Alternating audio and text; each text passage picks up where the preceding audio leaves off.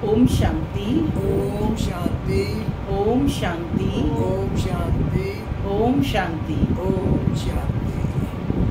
आज 10 जुलाई 2025 प्रातः मुरली ओम शांति बापू दादा मधुबन। आज मीठी मधुर मुरली में बापू ने बताया कि देह अभिमान और देही अभिमानी स्थिति में क्या अंतर है ना। देह अभिमानी व्यक्तियों को क्या कहा जाएगा? आसुरी संप्रदाय। और देही अभिमानी ईश्वरीय संप्रदाय। इसी तरह बाबा ने दूसरा बताया कि सत्संगों में और बाबा के सत्संग में, दुनियावी सत्संग में और इस ईश्वरीय सत्संग में क्या अंतर है। क्या अंतर है कि यहाँ पर आत्मा और परमात्मा का मेला होता है, मिलन होता है, परमात्मा ज्ञान सुनाते हैं। दूसरे सत्संगों में कोई परमात्मा आकर के ज्ञान नहीं सुनाता है, मनुष्य ही मनुष्य को सुना रहे हैं, है ना। ना ही वहाँ कोई एम ऑब्जेक्ट है। आप गए सुने, लेकिन यहाँ तो पढ़ाई होती है और पढ़ाने वाला भी कौन है? स्वयं परम पिता परमात्मा है। और बाप जो मत देते हैं इस सत्संग में, उससे क्या बन जाते हैं? मनुष्य से देवता। साथ ही बाबा ने इस पुरुषोत्तम संगम युग के महत्व को भी बताया कि यह युग उत्तम पुरुष और उत्तम नारी बनने का सर्वश्रेष्ठ समय है, क्योंकि पुरुषोत्तम बनना यानी पारस बुद्धि बनना। सुनते हैं आज के डायरेक्ट ईश्वरीय महावाक्य। ओम शांति। बाबा कहते, मीठे बच्चे देह अभिमान छोड़ देही अभिमानी बनो। देही अभिमानियों को ही ईश्वरीय संप्रदाय कहा जाता है।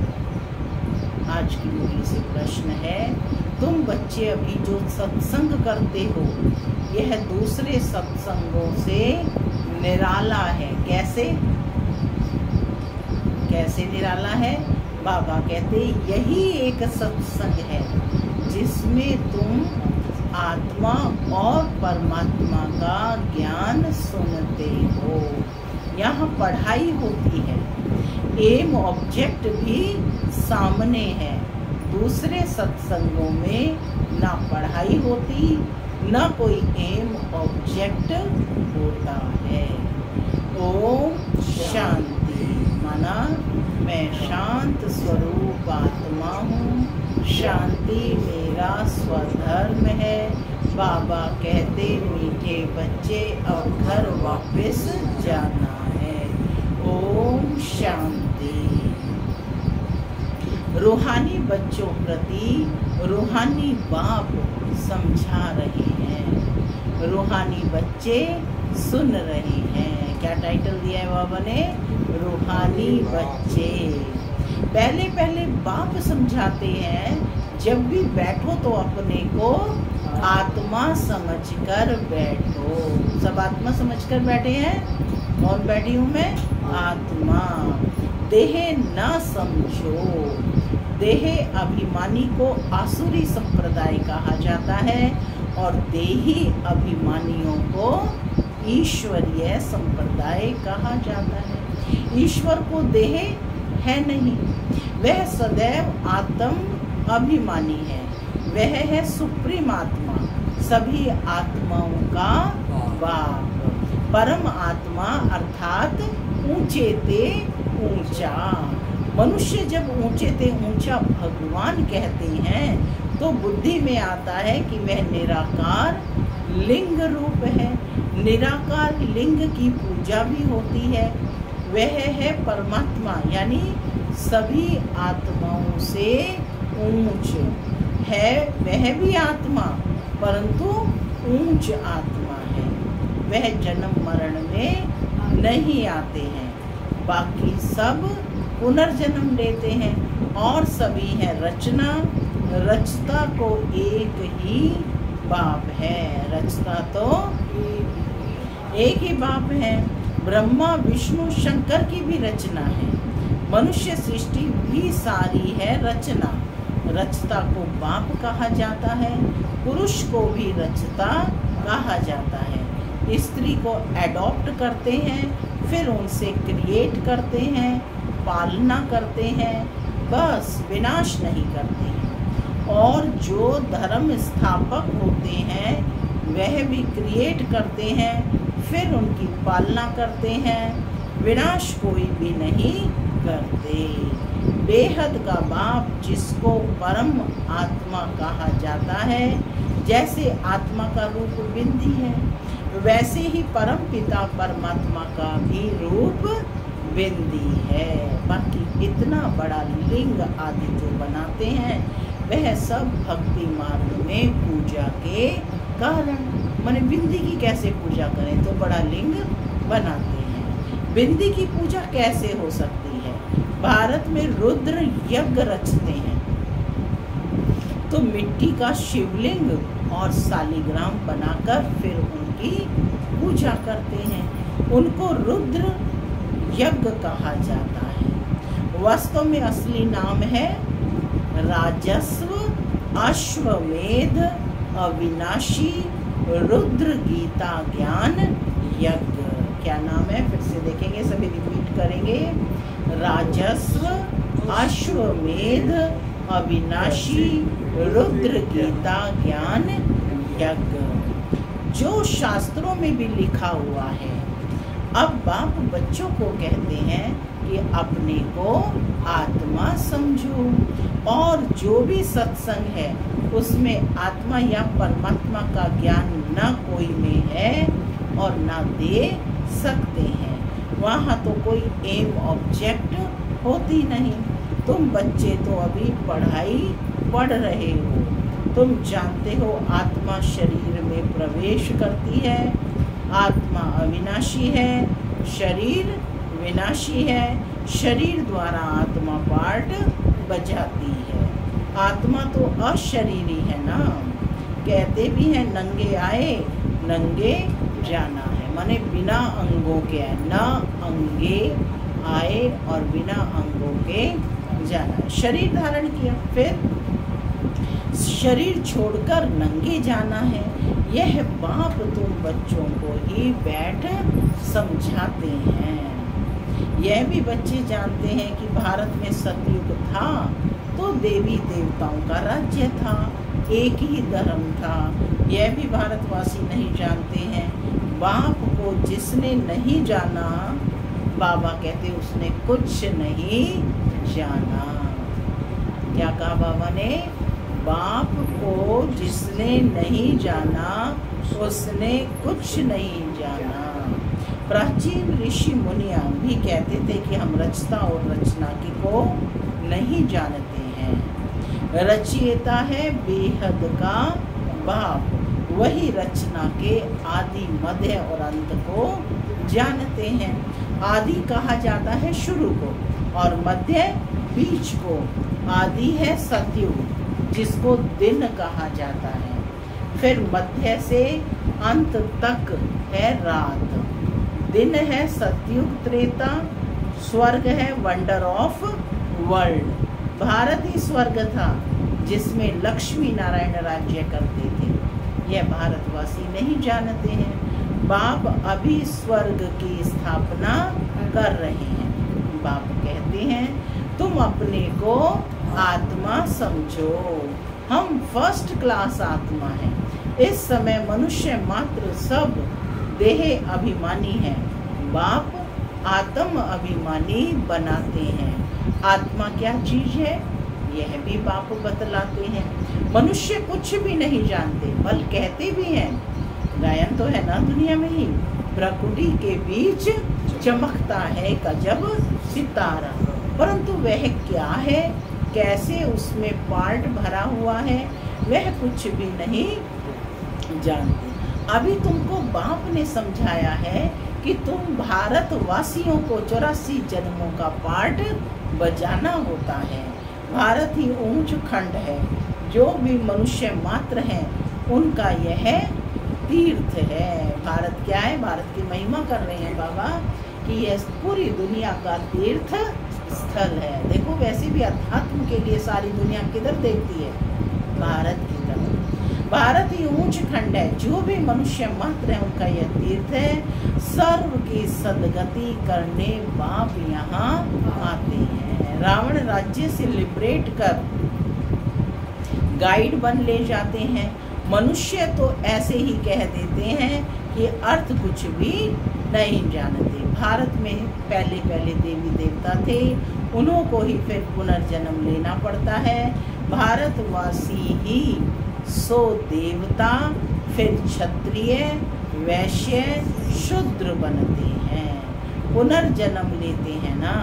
इस नॉलेज को पूरी रीति समझने में 7 रोज लगते हैं। बेसिक कोर्स कितने दिन का है? 7 रोज, जिसको कहते हैं 7 रोज की भट्टी। पतित बुद्धि को पावन बनाना है। 7 रोज भट्टी में तब कर आत्मा क्या बन जाती है? पावन। इसीलिए आज तक भी गीता के ज्ञान का 7 दिन का महात्म्य है। साप्ताहिक होता है ना।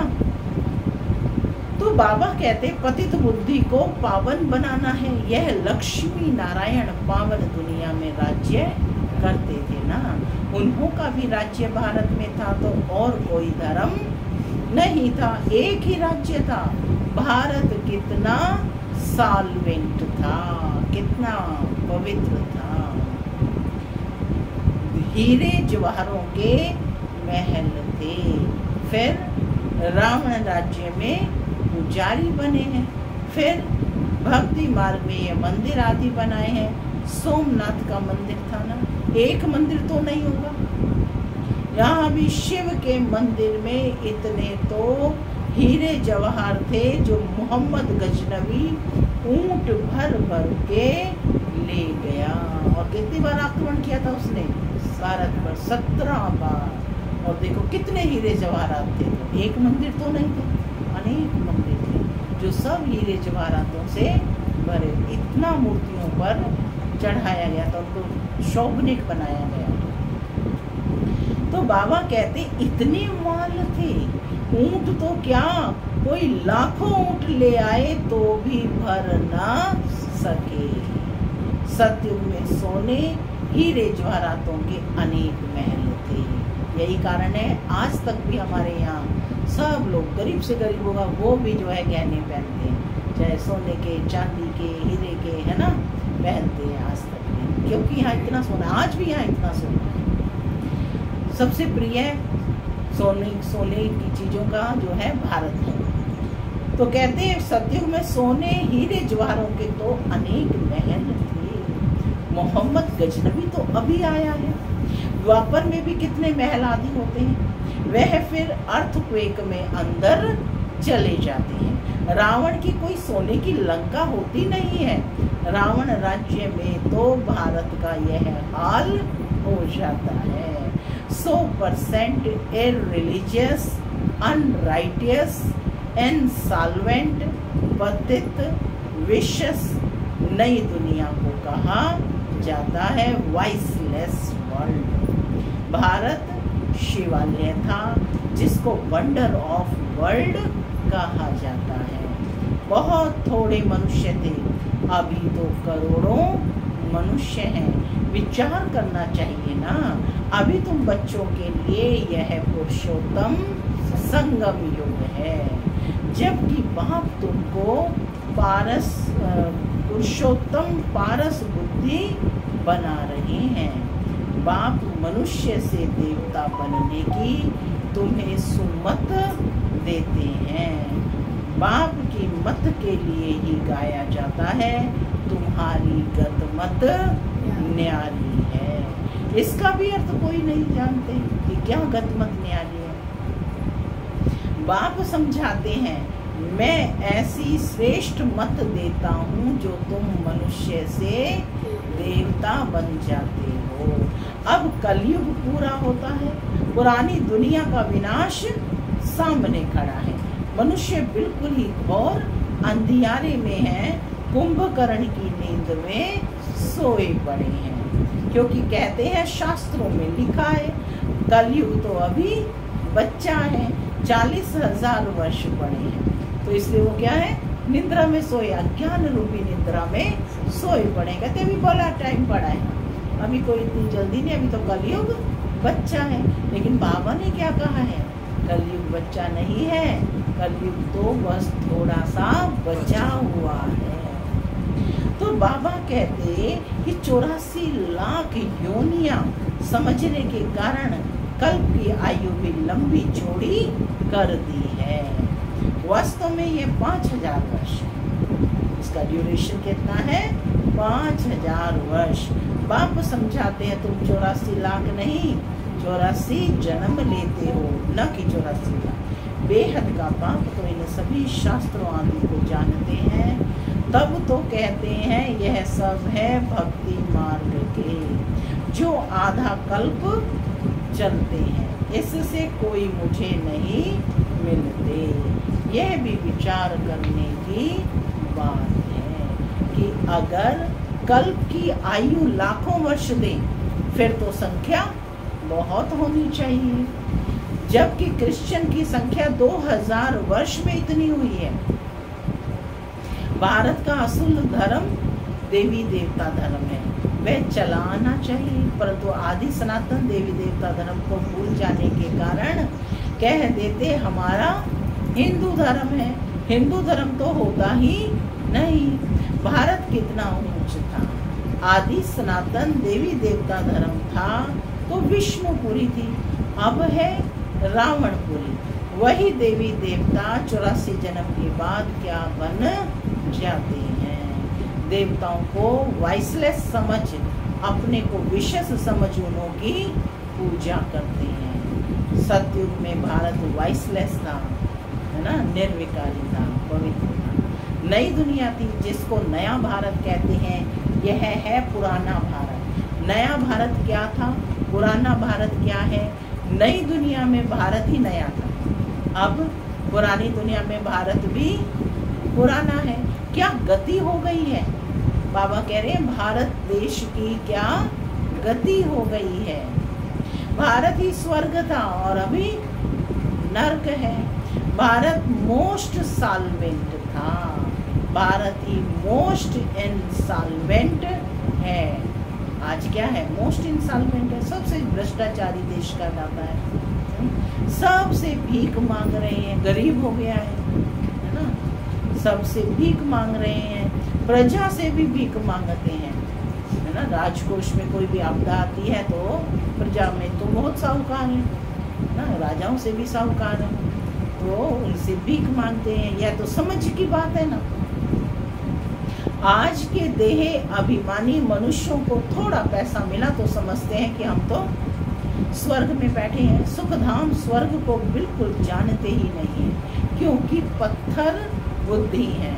अब उन्हें पारस बुद्धि बनाने के लिए 7 रोज की पट्टी में बिठाओ, क्योंकि पतित है ना, पतित को यहाँ तो बिठा नहीं सकते, यहाँ पावन ही रह सकते हैं, पतित को अलाउ नहीं कर सकते।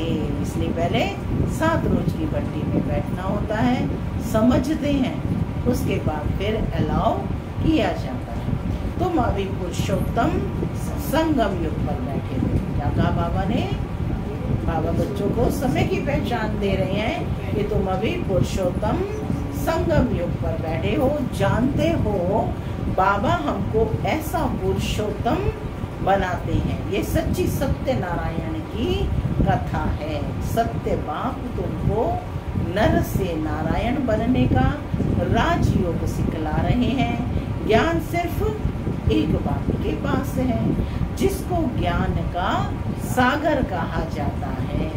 शांति का सागर, पवित्रता का सागर, यह उस एक बाप की ही महिमा है। दूसरे कोई की महिमा हो नहीं सकती। देवताओं की महिमा अलग है, परम पिता परमात्मा शिव की महिमा अलग है। वह है बाप, श्री कृष्ण है देवता। सूर्यवंशी सो चंद्रवंशी, सो वैश्यवंशी, सो शूद्रवंशी। मनुष्य हम सो का अर्थ भी समझते नहीं है। हम आत्मा सो परमात्मा कह देते हैं। कितना रॉन्ग है। अभी तुम समझाते हो कि भारत की चढ़ती कला और उतरती कला कैसे होती है। सीढ़ी का चित्र है ना, उसमें क्या दिखाया है? भारत की चढ़ती कला और उतरती कला, उत्थान और पतन दिखाया है। तो बाबा कहते हैं भारत की चढ़ती कला और उतरती कला कैसे होती है? यह है ज्ञान, वह सब है भक्ति। सतयुग में सब पावन थे। राजा रानी का राज्य चलता था, वहाँ वजीर भी नहीं होता है, क्योंकि राजा रानी खुद ही मालिक है। बाप से वर्षा लिया हुआ है, उनमें अकल है। लक्ष्मी नारायण को कोई के राय लेने की दरकार नहीं है।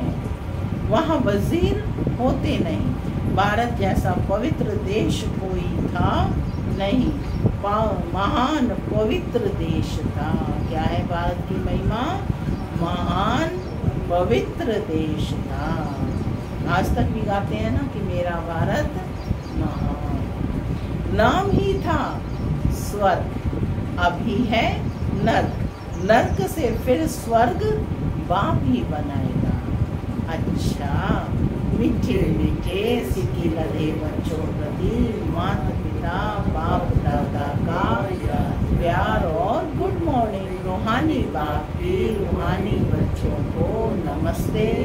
हम रूहानी बच्चों की रूहानी माता पिता बाप दादा को प्यार गुड मॉर्निंग और नमस्ते। नमस्ते सदा नमस्ते बनो फरिश्ते चलो। धारणा के लिए मुख्य सार।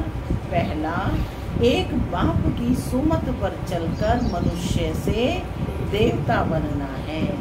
इस सुहाने संगम युग पर स्वयं को पुरुषोत्तम पारस बुद्धि बनाना है।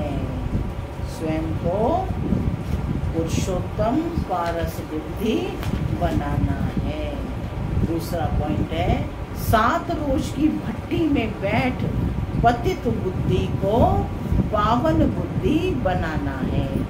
सत्य बाप से सत्य नारायण की सच्ची कथा सुन नर से नारायण बनना है। आज का वरदान है, हर खजाने को बाप के डायरेक्शन प्रमाण कार्य में लगाने वाले ऑनेस्ट व ईमानदार भव। ऑनेस्ट अर्थात ईमानदार उसे कहा जाता है जो बाप के प्राप्त खजानों को बाप के डायरेक्शन के बिना किसी भी कार्य में नहीं लगाए। अगर समय, वाणी, कर्म, श्वास व संकल्प परमत व संग दोष में व्यर्थ तरफ गंवाते हो, स्व चिंतन की बजाय पर चिंतन करते हो, स्वमान की बजाय किसी भी प्रकार के अभिमान में आते हो, श्रीमत के बदले मनमत के आधार पर चलते हो, तो ऑनेस्ट नहीं कहेंगे। यह सब खजाने विश्व के कल्याण के लिए मिले हैं, तो उसी में ही लगाना, यही है ऑनेस्ट बनना। स्लोगन है, ऑपोजिशन माया से करनी है, दैवी परिवार से नहीं। अव्यक्त इशारे, संकल्पों की शक्ति जमा कर श्रेष्ठ सेवा के निमित्त बनो। सभी आत्माएं एक ही बेहद का परिवार है। अपने परिवार की कोई भी आत्मा वरदान से वंचित न रह जाए, ऐसे उमंग उत्साह का श्रेष्ठ संकल्प दिल में सदा रहे। अपनी प्रवृत्तियों में ही बिजी नहीं रहना, बेहद की स्टेज पर स्थित हो, बेहद की आत्माओं की सेवा का श्रेष्ठ संकल्प करो। यही सफलता का सहज साधन है। ओम शांति।